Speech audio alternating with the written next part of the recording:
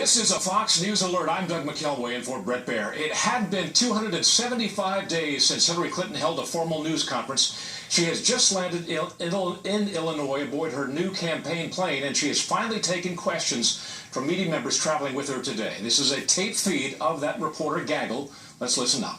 Messages that people around the world are taking from that. So the fact that our intelligence services are now viewing Russian activity as a potential threat against our electoral system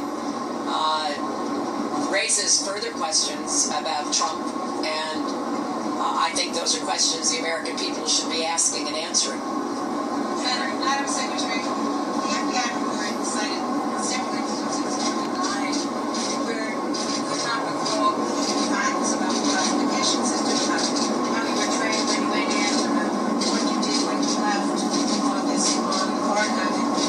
Does that, to critics, indicate a casual attitude towards classification and towards the way secrets were kept and protected and when you were sentenced?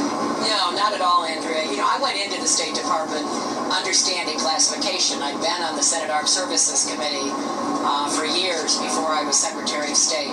I take classification seriously. The fact I couldn't remember certain meetings, whether or not they had occurred, doesn't in any way affect the commitment that I had and still have to the treatment of classified material.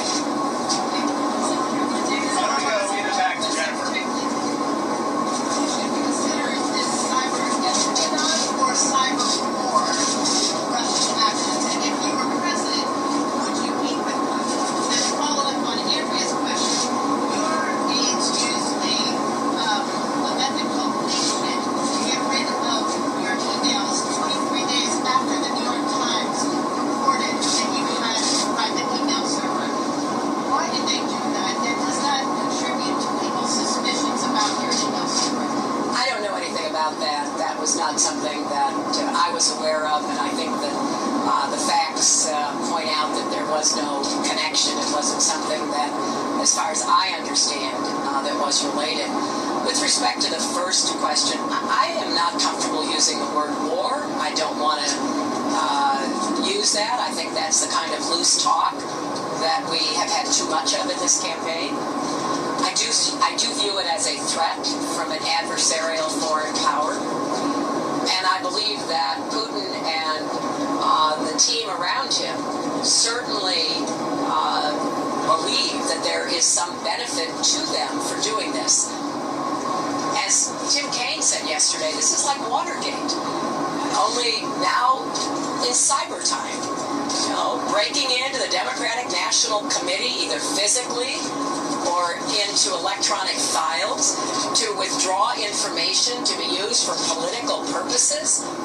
It is stunning that we are facing this, and especially from a foreign power that has the capacity, which the consensus is they have used, to extract information and to enable that information to be made public. This goes into, as I was saying to Ken earlier, into the broader discussion about cyber. We had some very tough conversations about cyber when I was Secretary of State. I know those conversations have continued. I know that the President raises them in every meeting that he has. I think it's fair to say that, as we saw from both Democratic and Republican presidents during the Cold War, we do keep talking to our adversaries. When I was Secretary of State, we negotiated a new treaty to reduce nuclear weapons and introduced the most invasive surveillance system we've ever had with respect to the Russians. So I think we have to continue to look for ways that we can work with Putin, but to make it very clear to him that we are not going to tolerate the kinds of behavior that Russian intelligence has engaged in and that my opponent has applauded. Hey,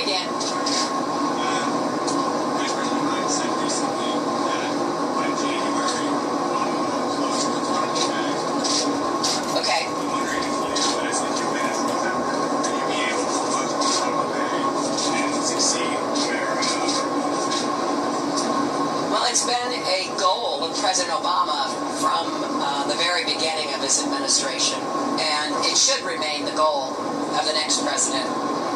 Guantanamo Bay, as I think we all recognize, became a symbol of a lot of the problems that were started under the Bush administration and which have not served us well in terms of relations around the world. So I would like to see it closed. There are, as you know, legislative blockade problems with that, but we should keep trying to close it. What? Well, let's wait and see what the president's able to accomplish before I discuss it. Hi. Just a little about that Russia issue. Are you saying that they're trying to help Donald Trump president? And my second question was, do you have any reaction to reports that the Trump Foundation was fined by the IRS for making political donation to Vladimir Putin and enrolling for university?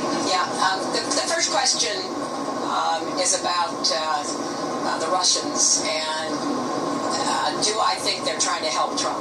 That's the Are they, right? I often quote a great saying that I learned from living in Arkansas a lot of years. If you find a turtle on a fence post, it didn't get there by accident.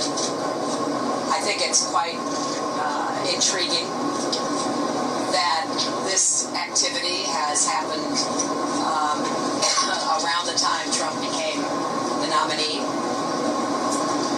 And look, he very early on allied himself with Putin's policies. I mean, to pull out of NATO, for goodness sakes, right? And he, furthermore, has praised Putin. He seems to have this bizarre attraction to dictators, including Putin. He won't tell us where he owes $650 million. There's a lot of rumors about that.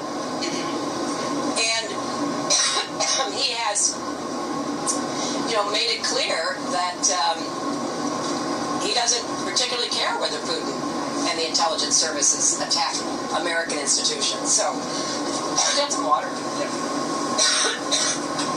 Thank you. Thanks.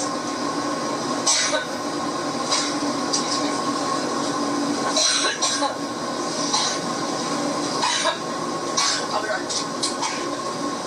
Well, that was Hillary Clinton, her press conference there aboard her new campaign plane, interrupted by a coughing fit, the second coughing fit that she's had today.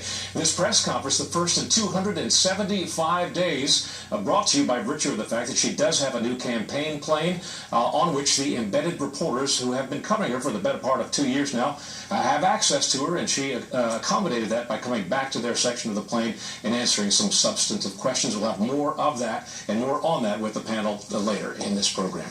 Labor Day, of course, is the unofficial start of the presidential campaign season.